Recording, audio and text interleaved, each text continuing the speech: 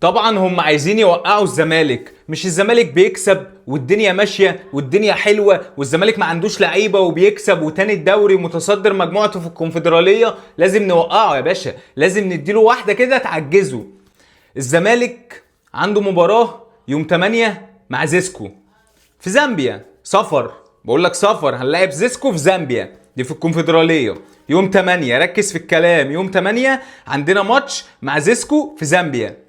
هنرجع هنا هنلعب يوم 12 مع سموحة، عندنا ماتش يوم 12 مع سموحة. ويوم 15 عندنا ماتش مع كايزر تشيفز، بعديه ب3 ايام على طول مع كايزر تشيفز. يوم عاملين ايه يا باشا؟ حاطين لك يوم 17 بعديه بيومين ماتش سيراميكا كليوباترا. هو بيعجزك، ماتش سيراميكا كليوباترا في الكاس. هو حط لك الماتش ده كتعجيز، الزمالك مش بيكسب والدنيا ماشيه وفرحانين ومبسوطين، تعال نعجزهم. بس انا عندي حل احسن، يعني انا عندي حل مناسب. لعبونا كل يوم ماتشين، كل يوم ماتشين، ماتش بالليل وماتش الصبح، عشان يعجب الننوس، عشان يرضي الننوس، عشان الننوس يبقى مبسوط. هو في كده يا جدعان؟ بجد في كده؟ ايعقل الكلام ده؟ يعني ايه العب يوم 8 في زامبيا؟ انا هلعب يوم 8 في زامبيا سفر، وهرجع يوم 12 بعديه ب4 ايام على طول هلاعب سموحه هنا. يوم 12 سموحه، ويوم 15 كايزر تشيفز، هلاعب يوم 15 كايزر تشيفز. حط لي ماتش يوم 17 ماتش سيراميكا كليوباترا في كاس مصر. ازاي يا جدعان؟ بجد ازاي؟ بأنهي عقل؟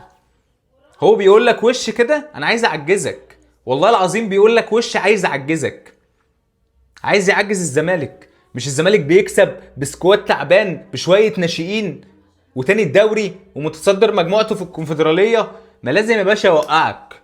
هو هيسيبك كده والدنيا تمشي عادي؟ هيسيب الننوس يبقى رابع ولا خامس؟ ما ينفعش، ما ينفعش ان الننوس يبقى رابع ولا خامس وانت تاني الدوري، انت داخل على اول الدوري. يحط لك ماتش سيراميكا كليوباترا يوم 17 اللي هو انت هتلاعب كايزر تشيفز من هنا، هتتلط بعديها بيومين على طول. طب ما تلعبونا كل يوم بقى، يعني لعبونا في اليوم ماتشين بقى طالما الدنيا كده. لعبونا في اليوم ماتشين عشان الننوس يبقى مرتاح ومبسوط. ما بجد ما ينفعش، بجد ما ينفعش. يعني انا العب يوم 8 ويوم 12 ويوم 15 ويوم 17؟ ازاي؟ بجد ازاي؟ بأنهي عقل يا جدعان؟ يرضي مين ده؟ والله ما يرضي ربنا ده يا جدعان. الزمالك بتعجزه بالماتش بتاع سيراميكا كليوباترا، يعني احنا عندنا ضغط ماتشات اصلا وانت رحت معجزهولي بماتش سيراميكا كليوباترا.